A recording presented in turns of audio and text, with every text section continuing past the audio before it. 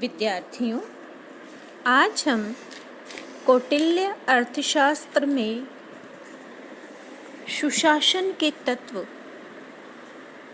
एक सिंहावलोकन विषय पर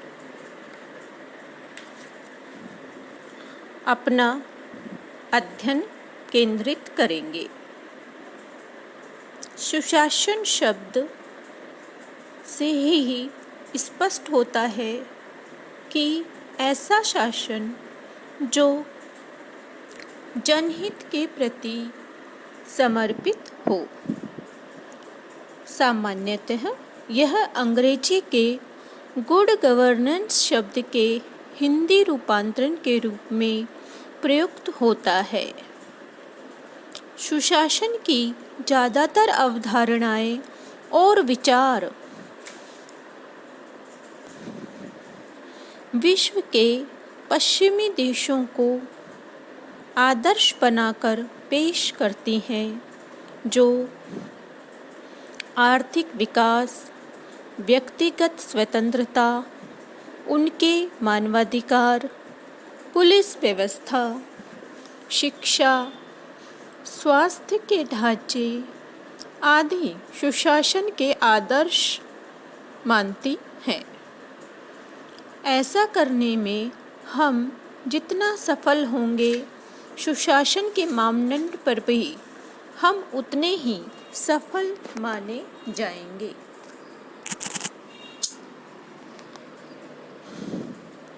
निस्संदेह इसमें सुशासन के जन कल्याणकारी तत्व हैं, पर वे पूर्ण हैं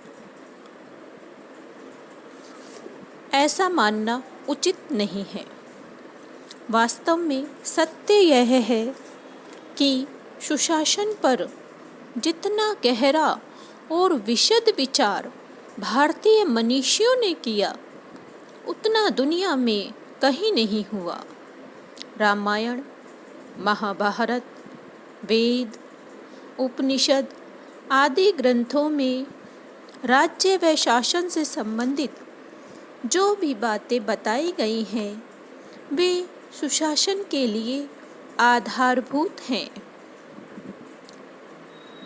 कौटिल्य अर्थशास्त्र भी इस दिशा में महत्वपूर्ण ग्रंथ है, जिसमें विभिन्न आयामों के आधार पर सुशासन की विवेचना की गई है।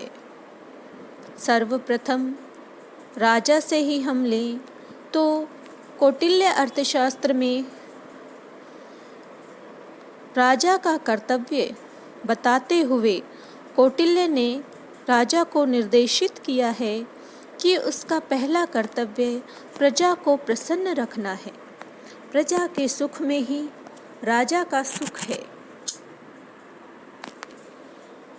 तथा प्रजा के हित में ही राजा का हित है। कौटिल्य का विचार है कि राजा का अपना कोई निजी सुख, दुख या अभिष्ट नहीं होता। वह तो प्रजा के लिए सुख सुविधाओं और अभिष्टों की व्यवस्था करने वाला व्यवस्थापक होता है। जिस राजा ने अपनी प्रजा की भरपूर रक्षा की है, उसे न तो तप की आवश्यकता है और न ही यज्ञ करने की। कौटिल्य ने राजा की तुलना यज्ञ करने वाले से की है। उसके अनुसार राजा का सदैव क्रियाशील रहना ही उसका व्रत है। शासन कार्य के लिए अनुशासन पर चलना ही यज्ञ है। उसकी निष्पक्षता ही यज्ञ की दक्षिणा है। उसका अभिषेक ही यज्ञ करने वाले का स्थान है। कौटिल्य ने राजा को निर्देश दिया है कि राजा को कृषि के विकास के लिए बांधों का निर्माण, पानी की व्यवस्था, शिक्षा व कला का विकास तथा निर्बलों की सहायता जैसे सामाजिक कल्याण कार्य करते रहना चाहिए। प्रजा के कल्याण से राज्य में सुख शांति बनी रह सकती है। इसी प्रकार कौटिल्य ने शासन के लिए मंत्रियों की नियुक्ति एवं उनके कर्तव्यों के बारे में विशद विवेचना की है।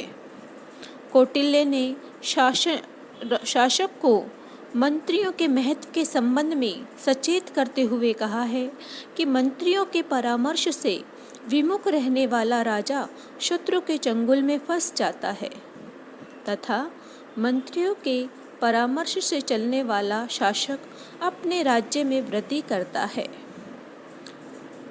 इस प्रकार कौटिल्य ने राजसत्ता को केवल राजा में ही केंद्रित नहीं किया, अपितु मंत्रियों की परामर्श और मंत्रणा के आधार पर शासन करने का निर्देश दिया है, जो निरंकुशता पर, राजा के निरंकुश शासन की निरंकुशता पर एक अंकुश लगाने का कार्य भी करता है।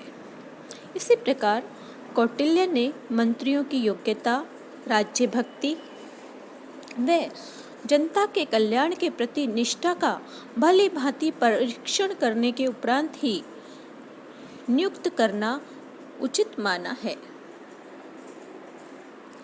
न्याय और दंड व्यवस्था के संदर्भ में हम देखें तो कौटिल्य के अनुसार न्याय का उद्देश्य प्रजा के जीवन और संपत्ति की रक्षा करना तथा असामाजिक तत्वों को दंडित करना है।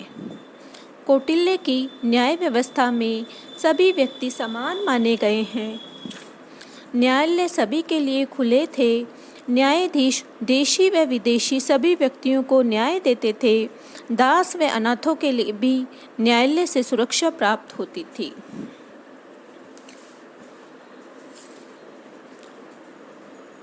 कौटिल्य ने राजा को अपने कर्मचारियों पर कठोर नियंत्रण रखने के निर्देश दिए हैं। कौटिल्य इन प्रजा पीड़कों को उचित दंड व्यवस्था द्वारा अनुशासन में रखना अत्यंत आवश्यक मानते थे। जो कर्मचारी कोष, भंडार और प्रेक्षशाला से कोई वस्तु चुरा ले, उसको शरीर में गोबर और भस्म लपेटकर ढिंढोरे के साथ नगर में घुमाया जाना चाहिए। इस प्रकार कौटिल्य ने जो व्यक्ति अनुचित कार्य करे उसे दंड की व्यवस्था की है और उसका कहना है कि यदि कोई धर्माधिकारी अनुचित रूप से अदंडनीय व्यक्तियों को सुवर्ण दंड अथवा शरीर दंड देवे तो राजा उस अधिकारी पर दुगना दंड लगाए। राजा गुप्तचरों की नियुक्ति करे और उनके द्वारा उच्च अधिकारियों, अमात्यों आदि की शुद्धता की ज्ञान करता रहे और जो दूषित हो उन्हें राष्ट्रपाल अथवा अंत्यपाल बनाकर राज्य सीमा प्रांत पर भेज दे और तीक्ष्ण पुरुषों द्वारा उन्हें मरवा दे और उनके द्वारा अपने मारने का षड्यंत्र नगर में घोषित कराकर फांसी पर चढ़ा दे। कौटिल्य ने अपने राज्य के कर्मचारियों की उचित वेतन व्यवस्था करने का भी निर्देश अर्थशास्त्र में दिया है।